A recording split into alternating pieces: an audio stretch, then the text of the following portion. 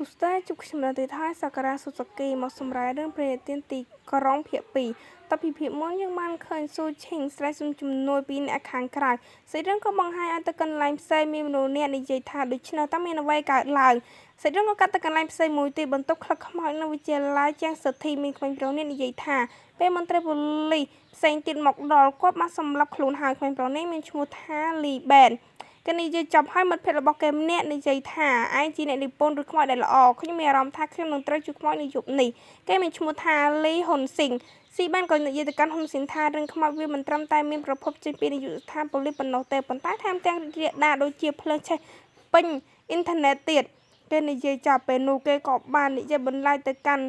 ហ៊ុនស៊ីនថាហើយតាមខ្ញុំដឹងករណីនេះផ្ដើមចេញមកពីរូបថតលើអ៊ីនធឺណិតហើយអ្នកណាដែលបានឃើញនឹងត្រូវស្លាប់គេនិយាយបន្លាយចាប់ហើយពេលនោះហ៊ុនស៊ីននិយាយស៊ូទាំងញ័រថារូបថតអ្វីគេក៏និយាយទៅកាន់ហ៊ុនស៊ីនថាកុំបារម្ភខ្ញុំនឹងរកឲ្យឯងមើលគេឡើងភ្ញាក់ផ្អើលហើយក៏ក្រឆក់ទូរស័ព្ទចេញពីស៊ីបែនហើយស្រែកខ្លាំងៗថាហាក់តាអ្វីបើអ្វីដែលឯងនិយាយជាការពិតនោះយើងមិនអាចមើលរូបថតនោះបានទេពេលនោះមានក្មេងប្រុសម្នាក់និយាយថានេះជាអ្វីដែលឯងកំពុងនិយាយពេលនោះគេក៏បានបង្ហាញរូបថតកែវភ្នែកមួយហើយបរិះនោះនិយាយបន្តទៀតថាកុំអារម្មណ៍វានឹងមិនអីទេហើយគេមានឈ្មោះថាយូអានស៊ីនជីគេនិយាយចឹងមិត្តភក្តិគេរឹតតែខ្លាចហើយហ៊ុនស៊ីងនិយាយទាំងញ័រថាហេតុអ្វីបានជាអាចប្រកាសដូច្នេះស៊ីនជីក៏ឆ្លើយប្រសិនបើស្លាប់ដោយការមើលរូបថតមួយពិភពលោកនឹងត្រូវបញ្ចប់ជាយូរមកហើយចំពោះអ្នកដែលស្លាប់ទៅខ្ញុំខ្លាចមានខ្មោចចូលក្នុងខ្លួនមែនហើយពួកឯងសប្បាយបន្តចុះយើងទៅមុនហើយពេលនោះមិត្តភក្តិរបស់ស៊ីនជីក៏ឆ្លើយស៊ីនជីឯងពិតជាខកចិត្តខ្លាំងណាស់មែនទេទៅតែពី3ម៉ោងប៉ុណ្ណោះពេលនោះមិត្តភក្តិរបស់ស៊ីនជីនិយាយថាតើឯងអាចធ្វើដូចមនុស្សចាស់ដោយរបៀបណាឯងមិនមានមកមិនទាន់ទេផងត្រឹមត្រូវហើយហេតុអ្វីក៏ត្រឡប់ទៅមុនឯងមិនបានរិនទេពេលនោះស៊ីនជីក៏ឆ្លើយជួបគ្នាពេលក្រោយសេចក្ដីក៏បង្ហាញឲ្យឃើញនៅកន្លែងមួយមានគេខ្ពស់ហើយទីនេះមានឈ្មោះថាគ្រូសាយូអានស៊ីនជីពេលនោះយើងក៏បានឃើញទូប្រុសបើកទ្វារចូលមកក្នុងបន្ទប់ហើយគាត់ក៏បាននិយាយថាឈ្មោះរបស់ខ្ញុំគឺយូអានស៊ីនជីដើមឡើយខ្ញុំគ្រាន់តែជាសិស្សសាលាធម្មតាម្នាក់រស់នៅក្នុងជីវិតធម្មតានៅក្នុងពិភពមុនរបស់ខ្ញុំពេលនោះយើងក៏បានឃើញសៀវភៅហោះជាច្រើននៅក្នុងបន្ទប់ហើយទូប្រុសបាននិយាយទៀតថារហូតដល់1ខែមុនខ្ញុំបានចាប់អារម្មណ៍សៀវភៅចម្លែកមួយនៅក្នុងបណ្ណាល័យចាស់គេឆោងចាប់សៀវភៅហើយពេលនោះសៀវភៅក៏បានបញ្ចេញថាពុពិខិតយ៉ាងខ្លាំងទូប្រុសក៏និយាយថាដោយការចង់ដឹងចង់ឃើញខ្ញុំបានបើកសៀវភៅកត់ត្រាដែលហៅថាឬព្រេងទីក្រុង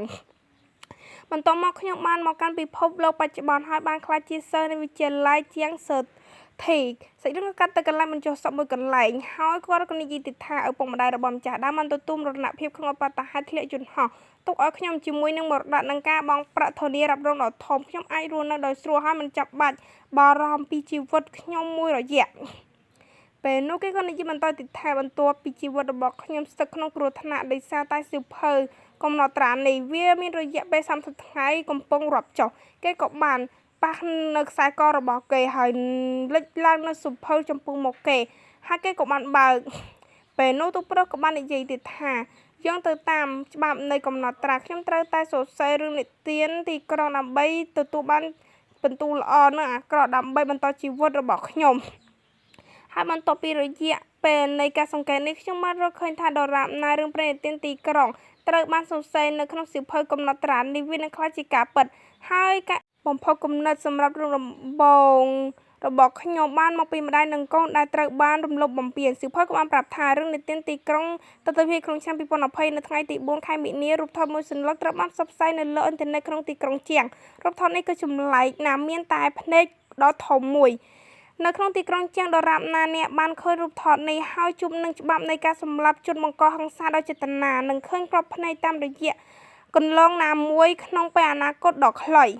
គេនិយាយបន្តទៀតថាកែវភ្នែកនេះនឹងសម្លឹងមើលអ្នកដទៃតាមរយៈស្នាមប្រេះនិងស្នាមប្រេះគ្រប់ប្រភេទវានឹងធ្វើឲ្យចិត្តអ្នកប្រែប្រួលជានិច្ចដែលធ្វើឲ្យគេមានការព្រួយចិត្តហើយបាត់បង់ស្មារតីហើយជ្រើសរើសធ្វើអត្តឃាតសៀវភៅក៏បានប្រាប់ថានៅ ថ្ងៃទី7 ខែមិថុនាឆ្នាំ2020 សេនហុងជីបានបញ្ចប់ការកំសាន្តរបស់គាត់ហើយត្រឡប់មកផ្ទះវិញដោយខ្ទង់ក្លិនស្រាលដោយសារទឹកងូតមិនក្តៅល្មមគាត់បានដកសាច់ក្រវ៉ាត់ហើយចាប់ផ្ដើមវាយក្រុមគ្រួសាររបស់គាត់ទូប្រុសក៏បាននិយាយបន្តទៀតថារឿងរាទានទីក្រុងក៏មានមុខងារវេទមន្តផងដែរអ្នកណាក៏ដោយដែលបានឃើញរូបថតនឹងមើលចំនោះគេនឹងអាចមើលឃើញរូបថតបានគេនិយាយចប់ហើយពេលនោះយើងឃើញបុរសម្នាក់នឹងបើទូរស័ព្ទមកគឺឃើញក្របភ្នែកដ៏ធំហើយគេគឺពិតជាភ័យខ្លាចខ្លាំងមែនទែន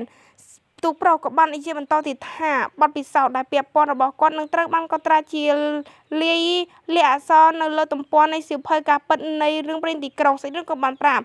ចំណុចល្អនិងអាក្រក់ពីបន្ទុករឿងព្រេងនិទាន307ទូប្រុសក៏និយាយបន្តទៀតថាទំព័រមួយក្នុងមនុស្សម្នាក់ចំណុចល្អនិងអាក្រក់ពីសម្រាប់មនុស្សម្នាក់ហើយអាស្រ័យលើផលប៉ះពាល់នៃរឿងចំណុចល្អដែលមានចាប់ពី300ទៅ400នឹងត្រូវបានផ្ដល់រង្វាន់ទូប្រុសក៏បាននិយាយបន្តទៀតថារឿងនេះមិនមានប្រសិទ្ធភាពទេពេលទទួលបានបន្ទុកវាបានកន្លងផុតទៅ1ខែហើយវាបានយកតែដំណើរជីវិតពី30ថ្ងៃដំបូងទៅ92ថ្ងៃប៉ុណ្ណោះខ្ញុំត្រូវការរឿងថ្មីនិងល្អជាងនេះដើម្បីដាក់ទោសអ្នកប្រព្រឹត្តអាក្រក់បើមិនដូច្នោះទេពេលថ្ងៃនឹងត្រូវបញ្ចប់ខ្ញុំខ្លាចពេលនោះសៀវភៅក៏បានបញ្ចេញពីឃាតហើយគេនិយាយបន្តថាខ្ញុំពិតជាស្លាប់ហើយភាគពីរបស់យើងក៏ចប់ត្រឹមនឹង